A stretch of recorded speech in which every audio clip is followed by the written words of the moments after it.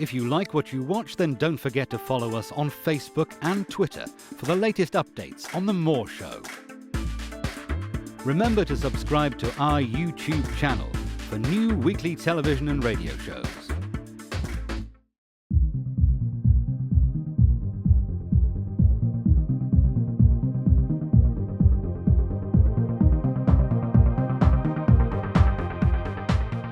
The comments and views expressed on The More Show are those of the people that make them and do not necessarily reflect the views of Kevin Moore, The More Show, or this radio station and its affiliates or sponsors.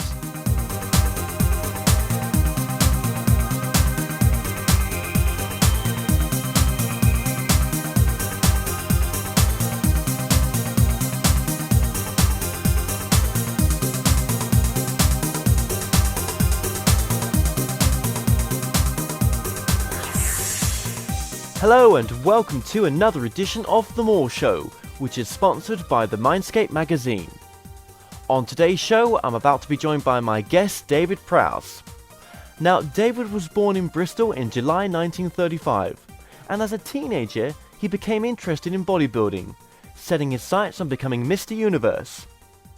But he went on to become a competitive weightlifter, eventually becoming British heavyweight weightlifting champion, and representing his country in the world of weightlifting championships. His physique allowed him to enter the world of show business, where he appeared in numerous TV and film roles over the years, including Hammer's The Horror of Frankenstein and A Clockwork Orange. He was also well known for playing the Green Cross Code Man in the successful road safety campaign, but it's his role as Darth Vader in the 1977 Star Wars that most people will know him for. David Prowse, welcome to the show. Thank you. Now, David, let's start from the beginning here with yourself. Let's start when you was 13. Now, at 13, you were registered as a crippled child. Is that right? That's right. I went into hospital. My left knee started swelling up because I was actually a very, very fast schoolboy athlete, and I was running all the time, like I was training. Belonged to one of the big athletic clubs. I used to train actually with Mary Rand years ago. You know, our old our 800. I think she was 800 meter runner, and we belonged to the same athletic club. And my knee started to swell up, and the surgeons, sort of looked at it, and the doctor looked at it, didn't know what it was. Then the surgeon looked at it and said, "Well, I think you ought to come in for exploratory tests." And so he raced me into hospital, and thinking I had tuberculosis of the knee. And in fact, what it was through all the training that I was doing, my joints were reacting to my training, and all I needed was rest. And but they kept me in hospital for a year, and then put me on a leg iron.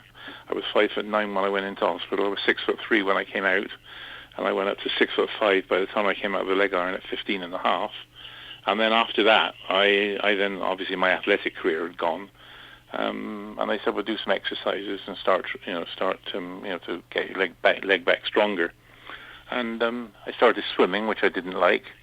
And next thing I did was I bought myself a bodybuilding magazine. And from there on, all I ever wanted to be was Mr. Universe, and that was really the start of everything. January 1951. Well, tell me about your time as a bodybuilder and as a heavyweight weightlifting champion.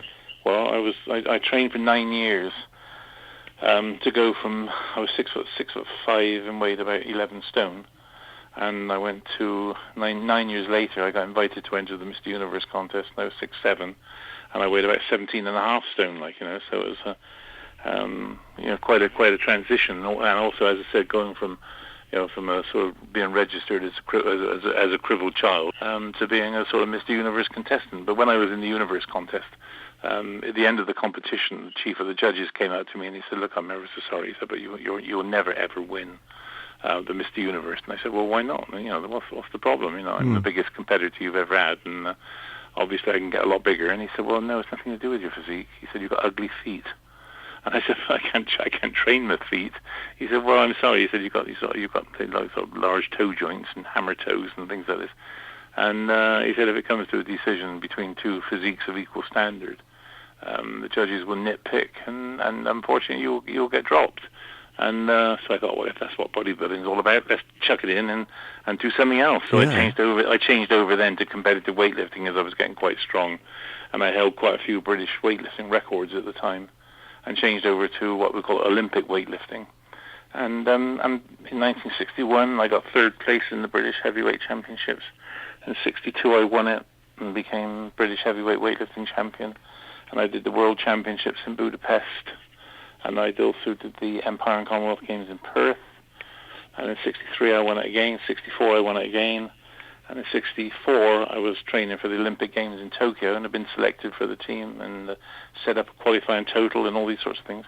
And at the last minute, the Weightlifting Association turned around and said, well, look, ever so sorry, but we haven't got enough money to send a heavyweight to Tokyo, so you won't be going. So I thought, well, this is another disappointment, so I'll change tack again and just pack up competing and turn professional, see what happens. And then almost like the first thing that happened was I got offered a job up in London working for an American weightlifting company.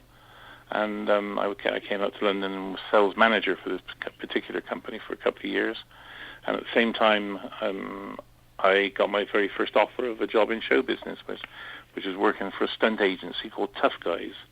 And my very first job was a play at the Mermaid Theatre called Don't Let Summer Come, which was directed by Bernard Miles. And all I had to do was pick up an actor up off of a bed very, very slowly to make it look as though he was levitating. Yeah. And by all accounts, they'd auditioned lots of actors for this role, and nobody could pick Kenneth Griffith. It was a little Welsh actor, Kenneth Griffith. Couldn't pick him up off the bed or pick him up as they wanted, because they wanted him to look as though he was just sort of levitating up into the air. And I said, well, look, if you take this part on, nobody will ever know that you've done it. He said, so you're not going to get discovered. He said, you're going to be in a black shroud, black gloves, black socks. The entire stage will be blacked out apart from the light, which will be shining on Kenneth Griffith.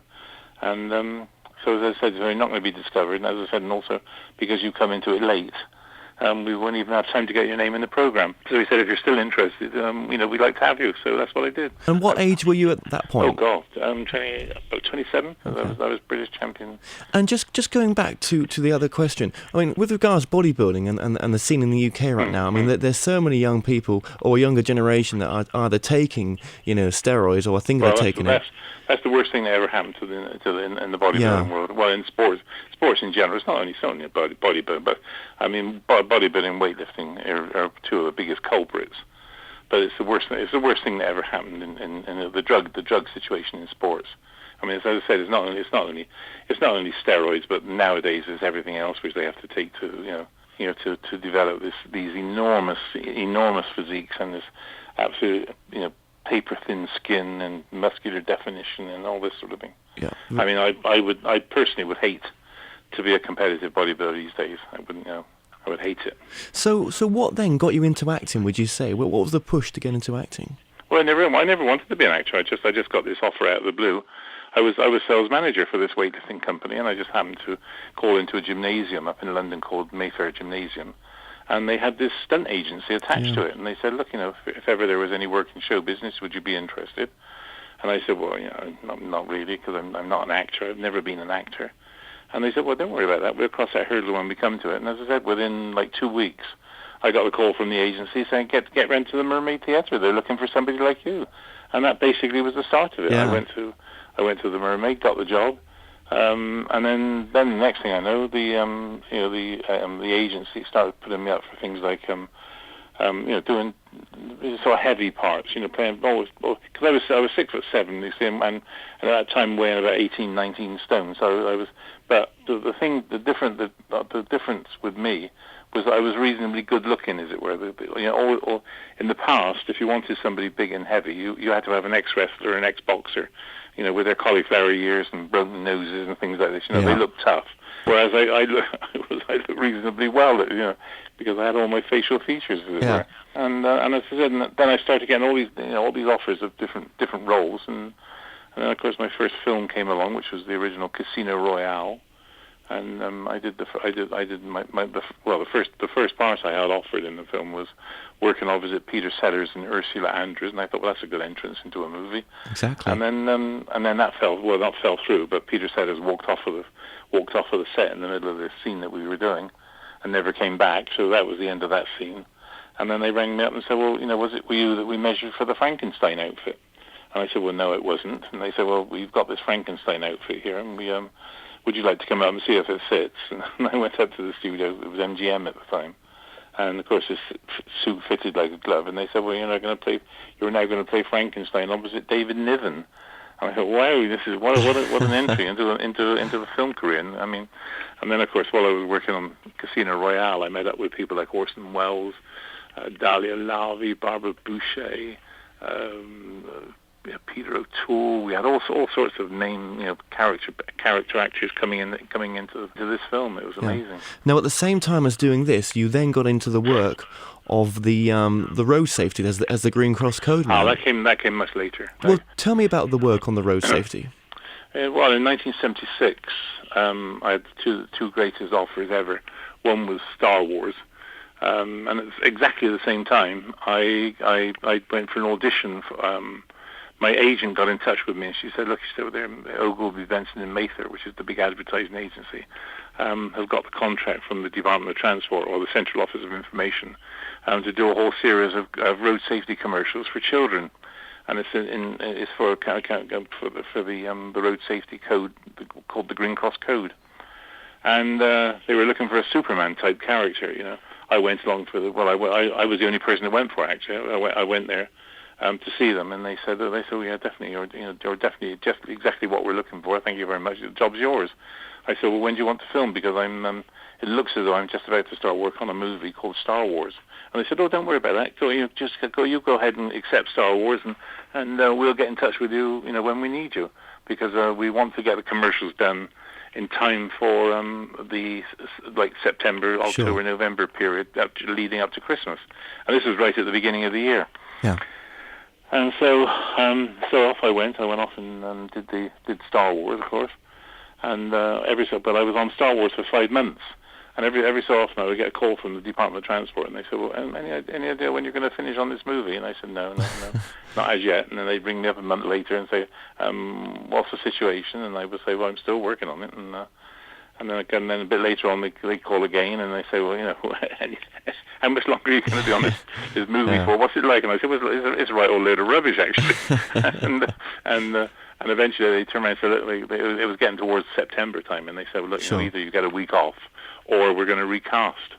And so I went to George Lucas, and I said, do me a favor, can I have a week off so I can do these Green Cross Code commercials? And he said, yeah, all right, we'll reschedule for you, and that's what happened. So I did the Green Cross Code commercials, which came out on the Christmas of 1977. And then, of course, Star Wars didn't come out until 78. And then, of course, as soon as Star Wars came out, the government suddenly found out that I was the big villain and I was killing everybody left, right, and centre. And they thought my image as Darth Vader would have a detrimental effect on my image as the Green Cross Code man. And they were going to sack me. And but then, of course, when the film did come out, all the kids were absolutely nuts about Star Wars. And of course, the fact that I was Darth Vader was the biggest boost that the Green Cross Code ever had. And That's right. Because everywhere I went, all the kids knew that the Green Cross Code man was Darth Vader, and it was Darth Vader talking to them about road safety. And the campaign became the most successful road safety campaign that there's ever been. And you must have saved a lot of lives as well. I mean, Well, it worked out. I used to go into schools. We used to do three schools a day, 5 days a week, for the entire school curriculum, like all school periods. And it worked out over the 14 years I was involved in it, and over the 14 years, I think I went to 700 different cities throughout the world, because we went to Australia, we went to all over, went to America, went to New Zealand, went to all over the continent with it, to the British Forces bases, And so I went to 700 different cities and 2,000 schools, spoke to over 500,000 children, and the net result was, at the end of it all, we'd actually saved something in the region of 250,000 children's lives. The road accident figures in Great Britain went from, were halved. They went down from over 40,000 a year down to less than 20,000. Well, that's something you can pat yourself on the back for. Well, I Definitely. said in the year 2000, I got awarded the MBE from the Queen for services to road safety and charity, which was a great honour. So, okay, well, let's move it forward a bit there, or backwards maybe in the case, seeing as this is the Star Wars era. Now, you worked with Ridley Scott as well while filming a TV advert. Yeah, years ago. Yeah, yeah, I did. I worked with him several times. The first TV ad I did with him was for Tonka Toys, and that was the mighty Tonka. It was when they were trying to introduce these steel toys, which they were fantastic toys, into the country. And I did the very first ever Tonka toy commercial. That was the first time I worked with him. Then I worked with him again on a Superman commercial for Max Factor, and I was playing Superman, and I was sort of carrying Lois Lane in my arms, through the air. Yeah. And then of course, that was basically the only two times that I worked with Ridley.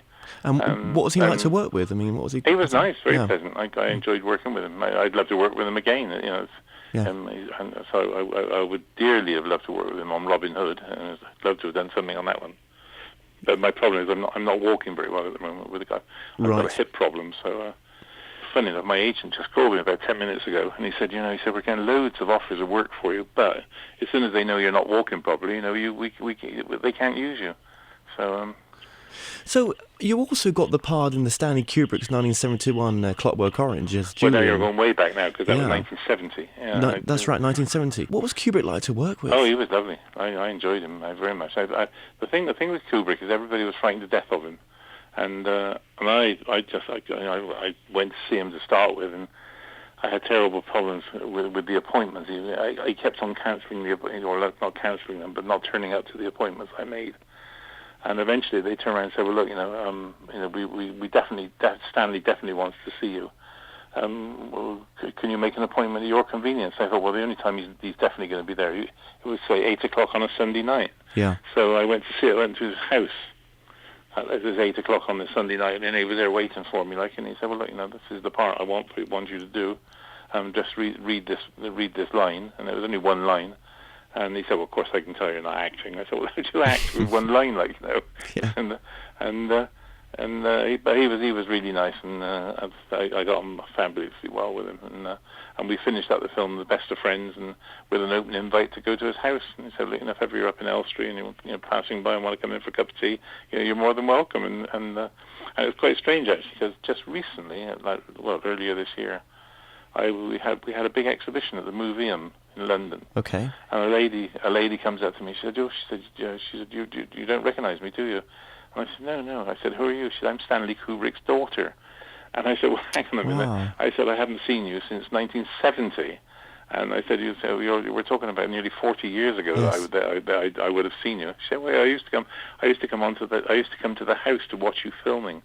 And she said, "I used to think you were sort of this big giant of a man, because he was only a kid at the time." That's incredible. He was lovely.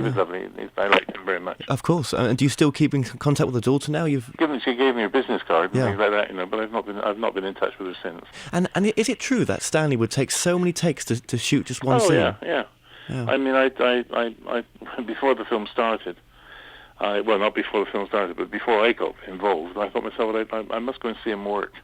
And so I heard he was filming at Harlow Hospital.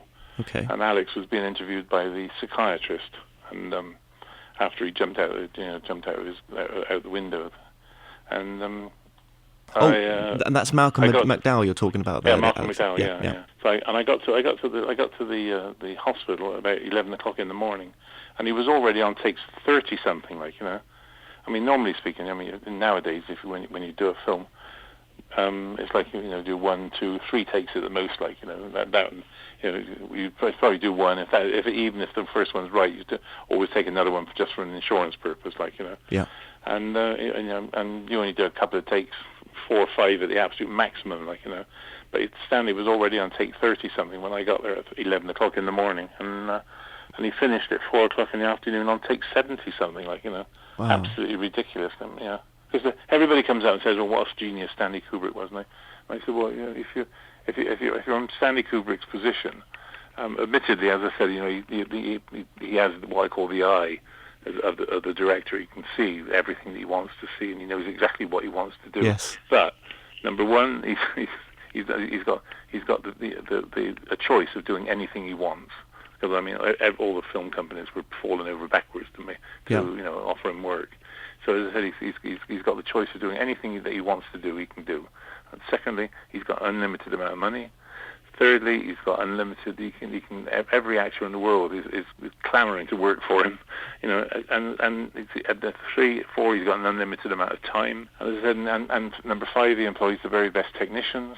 So I mean, you can't go. I mean, as I said, apart from having this fantastic eye for the scene and everything else. Sure. It's no wonder that he comes up with such good films. And what did you feel about being in a film that was banned for some 27 years? Because obviously it was withdrawn. It didn't affect me in the slightest. No. I was just very, very sorry people didn't see it until he died. Yeah, I mean it was controversial to a certain extent, but there was a sort of a sexual content to it, and of course there was relatively a fair amount of what I call mindless violence. But I don't think it over-glorified either of it, so I don't really see why it should have been banned. The only problem was that Stanley, I think, started getting death threats, and it was causing so much controversy that he just decided to take it off the circuit, and that was it. I mean, the day after he died, the film was released. They couldn't wait to get it back on the scene. No, that's right. It came out, didn't it, in a 2000 re-release. Yeah. Now, you've trained Christopher Reeves for the Superman movie. That's right, yeah. Would you just tell us briefly a little bit about that and how that came about as well? Well, I tried very hard to get the part for myself, but they wouldn't entertain me because I was. They said, "You're perfect. You're everything that we're looking for, but you're not American." Superman is such a major part of American comic folklore history that the American public, who are going to amount for the biggest revenue of the film, we just wouldn't accept anything but an American as Superman. So I really didn't stand a chance, although I tried very, very hard. I mean, I really didn't stand a chance. And I mean, I eventually finished up meeting up with Dick Donner, and he said, "Well, you're everything they were looking for, but we can't play you." Then eventually I get a call from him, and he says, we've got this guy called Christopher Reeves. Would you like to come and meet him? Because we're very much like you to train him. So I said, well, what's he like? They said, well, he's 6'5" and he weighs about 12 stone. And I said, well, he's positively skinny. And they said, well, that's the problem. Do you think you could build him up for us? And I said, well, how long have I got? And they said, well, 6 weeks. And I said, well, I can't do very much in 6 weeks. It's not long enough. Yeah. But in fact, we worked very, very hard together. And he was lovely. He was wonderful to work with. And I put 40 pounds on him in 6 weeks. Took him from 12 and a half stone up to 15. I think it was 15 stone 1 or 15 stone 2 when he went into a Superman suit. Still nowhere near big enough. So, okay, now how old were you, would you say, roughly, when you got the hire to do the Star Wars film? Well, I was 40, exactly 40, going in for 41. So that's pretty much proof that life can start at 40 then, can't it, for career-wise? Yeah. Well, I got that in the Green Cross Code at exactly the same time. So sort of life certainly began at 40. So, David, what was George Lucas like as a director? Well, very quiet. Virtually had nothing to do with him whatsoever. I mean, hardly ever spoke to anybody. And least of all, me. I mean, if everything was going okay, he wouldn't interfere, and if anything was going wrong, or if you're doing something that he didn't like, he would say so. But I mean, it just seems as though everything that I was doing was okay, and we got very little in the way of conversation from him. And in fact, I've not spoken to him since 1982, I think it was. Yeah, last I spoke to him. Right, and so I'd say then he was probably quite a reserved person. Yeah, very, very well. I don't say it's a reserved, but just very, very quiet. And obviously, he works very closely with all his technicians and things like that. And but I don't think he had a very, very good rapport. Not with the general, well, not with what I call the lesser actors. Obviously, he worked very closely with Sir Alec Guinness, Harrison, Mark, and Carrie. The four of them were sort of quite close to him. But I don't think he had any rapport with the rest of us. Maybe I should change that word from reserved to saying maybe shy was the word I'm looking for. No, I don't think he was shy. No, I think he was just so totally engrossed in what he was doing. Okay, fair enough. And why did you choose to play the character Darth Vader then, David? Well, I was offered Chewbacca first, and I didn't fancy playing a hairy gorilla, and I was trying to get away from doing masked roles at the time, because I'd done a whole series of Frankensteins and creatures and things like this, and I wanted people to see my face occasionally. As I said, they offered me Chewbacca, and I said no, I didn't fancy that because he said it was like a hairy gorilla that went through the film on the side of the goodies. And I said, well, no, I don't fancy that, George. I said, what's the other part? And he said, well, the other part is the big villain of the film, a character called Darth Vader. And I said, thank you very much. I'll have the villain's part, thank you very much. And he said, well, tell me for why. And I said, well, if you think back on all the films that you've seen where there are goodies and baddies, I said, you always remember the baddie. You always remember the bad guy. I said, you've only got to think back on all the James Bond movies. And I said, you remember people like Oddjob and Goldfinger and Blofeld and Scaramanga and Jaws and all these terrible villains. I said, but you tell me who played James Bond in the movie. And he said, Davey, I think you made a very wise decision. He said, because nobody will ever forget Darth Vader. And here we are, 30 years later, travelling around the world on the back of Darth. Having this conversation now, it's incredible. I mean, do you have any idea how big Star Wars was going to be, or how massive it was going to be? No idea whatsoever. No idea. Oh. Yeah. And I understand, well, from what I've heard, it was quite hellish inside the Darth Vader suit while filming. Well, it was very hot. It went on in 15 different pieces. And it was all made from quilted leather and fiberglass, and it weighed about 40 pounds. But you used to keep most of it off as long as you possibly could. And then you'd rehearse without the cape and the mask and the helmet and things like that. And then you would eventually do a final rehearsal and a take. Wearing everything, and that was the biggest problem. Was the heat used to rise up inside the suit and go up inside the mask, and mist up the eyepieces. Well, what was it like for the stormtroopers then, and the Chewbacca? Exactly the same. I think they were even more uncomfortable than I was. Yeah. Right. Okay. Because they couldn't sit down and they couldn't kneel down properly and things like this. And all the plastic used to cut into the skin. Right. They weren't very comfortable suits. No. And what was the idea to start off with episode 4? Was there a theme book? Well, I think George had written the whole series in 9 episodes, and when he was given the opportunity of making a film by 20th Century Fox, they looked at the 9 and said, well, the only one that stands up on its own is number 4. It's got a beginning, a middle, and an end. And so they went away and did 4, and then of course 4 was a huge success. So they did the sequels of 4, which was Empire Strikes Back, and that 2 was a big success. And they then finished the middle trilogy with Return of the Jedi. And then unfortunately, they waited 20 years and then went back and did 1, 2, 3. Whereas personally, I would have thought if they with the success it was achieving, I still think they should have gone on and done 7, 8, 9 rather than 1, 2, 3. And also not wait 20 years. Well, I suppose that they've always got the option to do the 7, 8, and 9. Yeah. Oh, yeah. But I don't know. It would have been nice to have come to 7, 8, 9 with, and go with the people as they were getting the main stars as they were getting older themselves. Yeah, of course, yeah. Well, what was it like to work with some of the bigger stars on episode 4? Like, for example, Peter Cushing and Sir Alec Guinness. Well, he was lovely. Yeah, I worked with Peter Cushing several times. And he was a really lovely, lovely man. I liked him very much. Alec Guinness was very reserved. I used to sit down and have a chat with him every so often, and we used to go and practice the sword fight and things like this, But not over what I call overly friendly, Yeah. But he was approachable, And I found one of the interesting things, years later, I think somebody wrote a biography of him, and.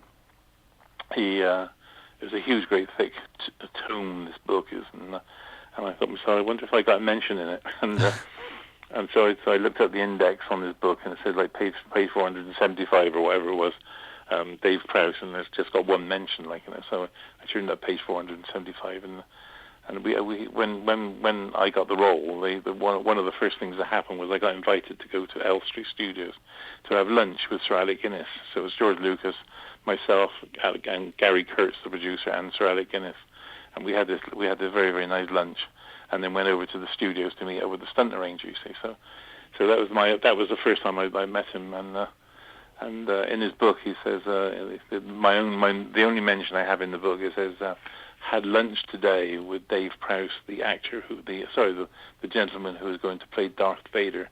I fear he is not an actor. How well he didn't know you, hey? Yeah, he didn't know me, yeah.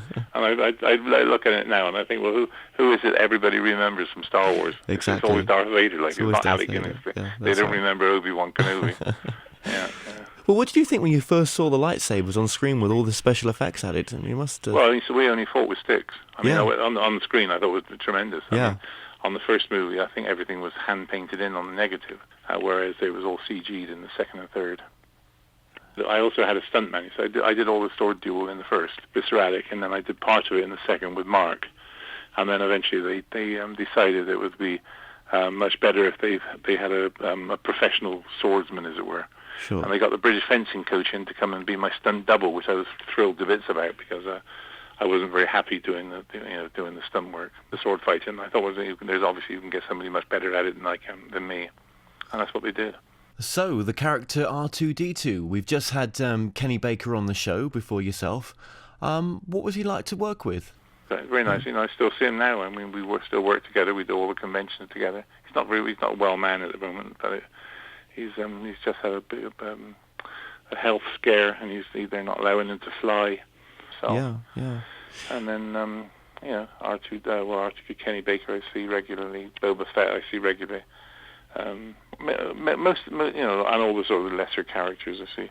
You see Mark Hamill occasionally at the big conventions. Carrie Fisher does quite a few conventions in America. You never see Harrison Ford, and that's basically it. I mean, Yeah. And what was C-3PO like to work with? The Anthony Daniels? I never had anything to do with him. No. I never had anything to do with him at all. He was never in any of my scenes. And what was Harrison Ford like to work with?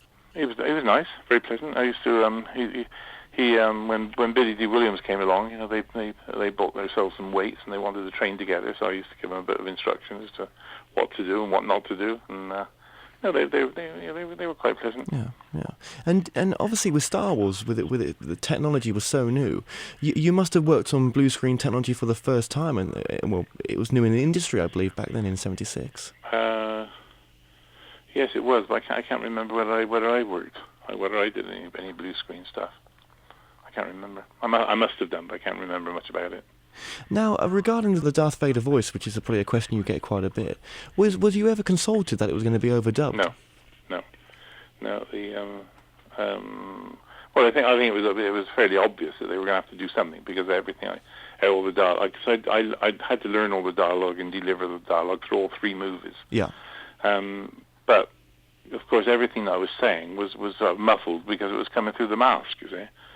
And then at the end of Star Wars, they all chased back to America to get more special effects and so on and so forth. And Lucas had said to me during the filming that we were going to go into the sound studios, and re-record all my dialogue. And anyway, they chased back to America without me going into the sound studios. And of course, then I think while they were in America, they had a choice. It was a sort of probably a financial situation whereby it was a choice of either flying me out from London to Hollywood, and then getting me over to Hollywood and doing the voiceover, and it not being right, or alternatively finding the very, very best voiceover man in the world, which is James Earl Jones at the time, and paying him the sort of fee that he wanted, and knowing that they were going to get it right the first time. So I think that was the decision, really. But I hear that you do a very good Darth Vader voice, so I'm sure you could have done it. I'm a bass baritone, so I mean I have a fairly sort of deep voice. But of course I have a what they call a West Country accent. You see, so okay. I don't think I think they thought my ers and rs were too strong. Okay. So what was the feeling then when you first watched the original Star Wars movie in the August of '77? Yeah. Amazement. I mean, what was the cinema's reaction? Was it amazement? Well, everybody stood up and applauded. Everybody stood up and applauded as soon as the first scene finished. When the spaceship, we had a showing for the cast and crew and all the press, and the spaceship just came in from like behind you into the cinema screen, and everybody was absolutely amazed. They all stood up and applauded, and it was an amazing scene. And what would you say your sort of favourite Star Wars movie is? I still like Empire. I think I like Star Wars. I think Star Wars had a fantastic feel to it, but I think Empire Strikes Back was like the adult version of Star Wars, as it were. And I enjoyed working with Irvin Kershner, the director. Yeah, he was nice. That's another question I was going to come to today, which is why did George not direct The Empire or Jedi? No idea. Because it was only the first Star Wars originally that he directed. Yeah, he did the first one, yeah. And did you ever get to sit in a TIE fighter or see the Millennium Falcon then, or? Oh yeah, we had a full-size Millennium Falcon. In fact, I have a piece of the Millennium Falcon in my archive. Yeah. Right. Which is worth a lot of money, obviously. Yeah. Was it hard work when filming these films, David? Yeah, very hard. So it wasn't much everybody fun? thinks it was a big fun, easy job, but it wasn't. It was pretty hard work, to be honest, yeah. Do you feel, though, that you were denied the publicity and public appearance of the Star Wars trilogy? And was that, would you say, due to Darth Vader becoming the cult figure of the series? No, I had my fair amount of publicity from the movie on, but I think very quickly when Star Wars first came out, I was asked if I would do personal appearances as Darth Vader, and I did a couple of really nice ones, and I think very quickly they realised it was much cheaper to dress any big guy up in a black suit and parade him around as Darth Vader and fob him off as me. Yeah. And this is basically what happened, which annoyed me intensely because all these Darth Vaders appeared all over the world, and everybody says, it's like even now to this day, I go to conventions and people will come up to me and they say, "Oh, do you remember meeting me?" And I said, "Well, when?" They said, "Oh, it was in a shopping mall in Milwaukee." I said, "I've never been to Milwaukee." They said, "Oh, yes, it was you, definitely." Because I got your photograph and you signed the photograph for me. And I said, "Was it signed by Dave Prowse?" And they said, "Well, no, it's just Darth Vader." And I said, "Well, thank you very much. It wasn't me. Definitely wasn't me." Mm. And so, and that annoyed me intensely because, as I said, because I obviously lost a big earning, good possibility by them doing what they did. But as I said, what annoyed me more was the fact that they were fobbing the public off with all these dress-up characters and telling them all that it was me. No, indeed, Because the Darth Vaders they had weren't allowed to speak. Do you think those problems stem from the problems on the set of Jedi? Because there was a sort of ostracization, wasn't there, on that set with a few problems? Jedi, I got accused of something I didn't do, and well, no, because all this started with Star Wars. Everything started with Star Wars when they started dressing all these people up. The problem on Jedi was that I got accused of giving information away to the press, and I don't know how they could ever thought I could have given them information away to the press because I've never ever seen a copy of the script from that day to this. That's right. Still not seen a copy of the script. All we used to get were our pages, and I had only just started work on the movie when everything happened. And it was just some idiot reporter from the Daily Mail who obviously had information, who was privy to information. Somebody was obviously selling information to the press, and he told me that I was going to be killed off in the movie, and then unfortunately. Put it in the paper the following day as an exclusive interview with Dave Prowse, and it looked as though I'd given him the information, which of course I hadn't. But Lucasfilm has never ever forgiven me or ever apologized for their treatment of me. Well, it's like you say. How could you have leaked the information when you didn't even have the script? Yeah, exactly. So it must have come from someone else in the production. Yeah. That's right. How did you feel when you learnt your character was being killed off? Well, it wasn't the fact that they were killing they were killing me off, but they were doing it all in secret, so that I wouldn't know. Right. They were also so very, very devious about the whole thing. They brought in another actor called Sebastian Scholl, who I wasn't allowed to meet, so I wouldn't know what he was actually doing on the set. And then they were filming in a studio miles away from where I was working. I'd be like working in, say, Studio 1, and he'd be working in Studio 10. Which is miles away from me on the lot. Yeah. So as I said, it was a question of very much them being very, very underhanded. On everything that they did. Yeah, totally. And I didn't appreciate that at all. Well, what did you think about the Ewok side of the Jedi? I think they were fine for the kids, but I think they were the premise of the Ewoks being able to defeat the might of the Empire was stupid, absolutely stupid idea. Now, David, due to playing Darth Vader, you've travelled around the world again and again. And what have the conventions been like? Well, most of them are great. I thoroughly enjoy going to all these different conventions and meeting the fans. You get terrific feedback everywhere you go, and everybody's thrilled to see you. And I'm now commander-in-chief of the 501 Squadron, which is all these dress-up characters, throughout the world.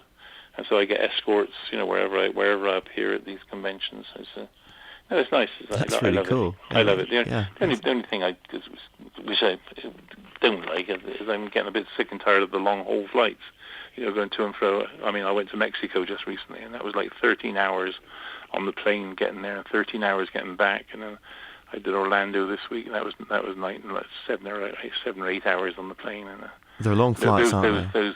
Those sort of things, well, it's a lot, wear you down a little bit. Well, that's right. I'm happier at the moment doing shows, on the continent in England more so than going to and from America and Japan and Australia.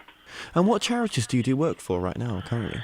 Well, my major charity at the present moment is I'm working on behalf of the Royal Marsden Hospital, the cancer hospital, because I was diagnosed with prostate cancer at the beginning of the year, and I got over it.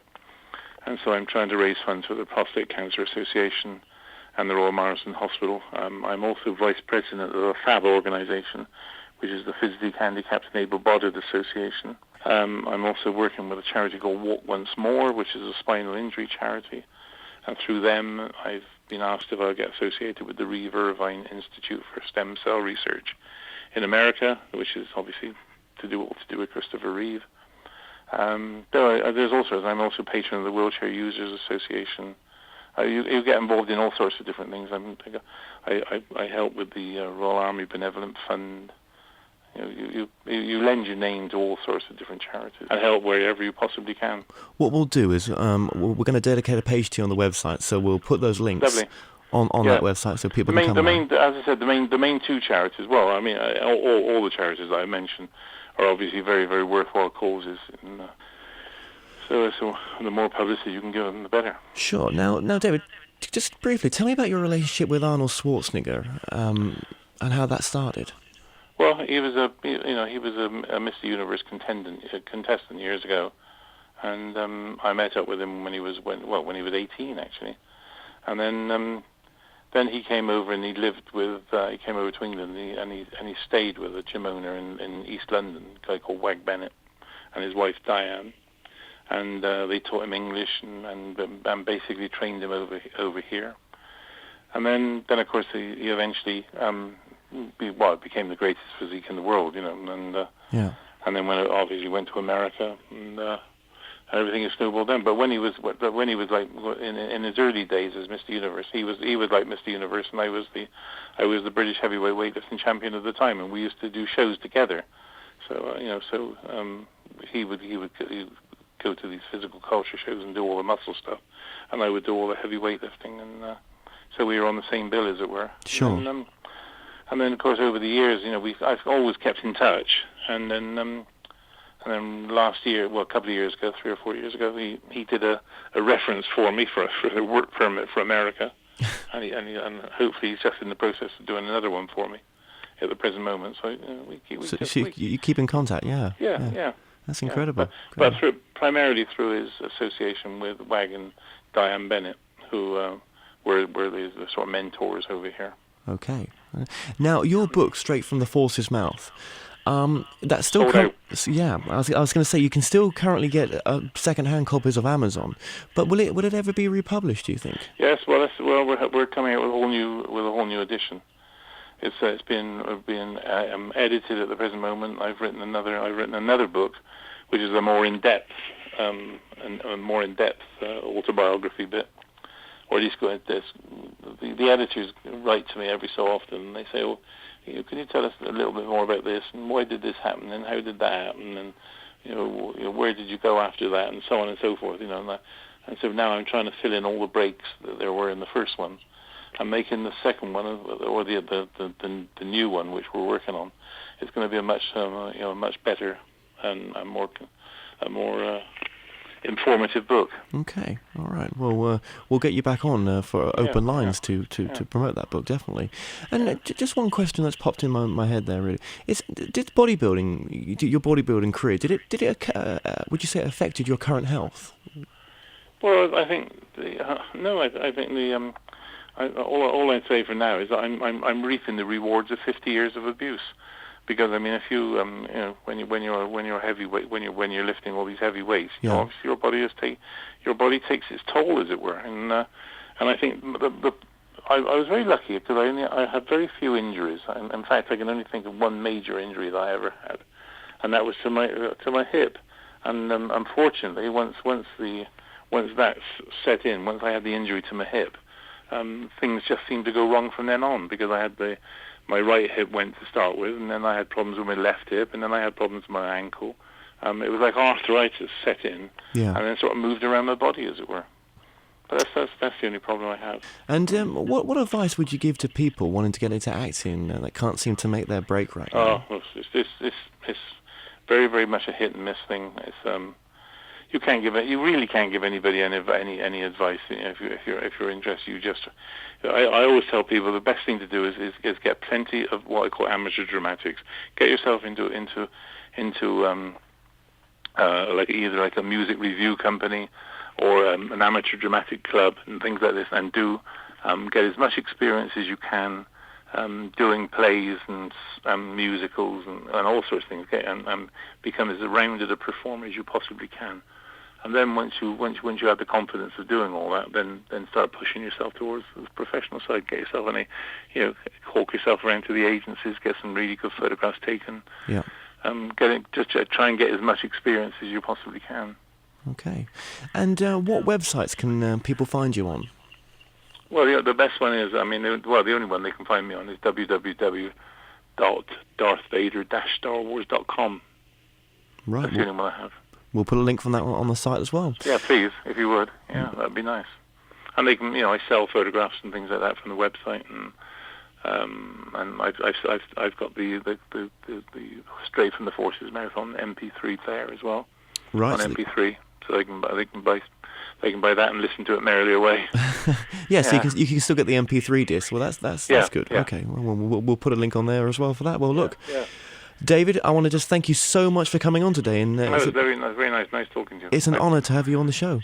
Thank you very much.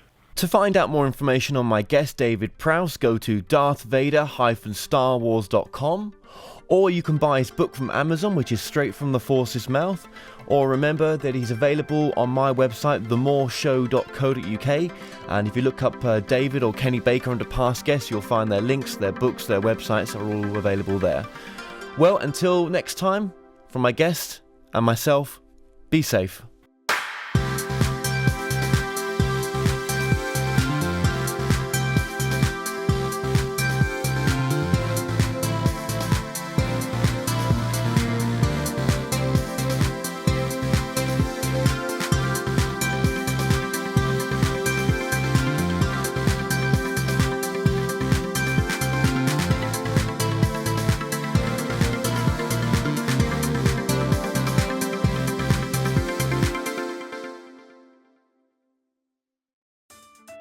If you like what you watch, then don't forget to follow us on Facebook and Twitter for the latest updates on The More Show.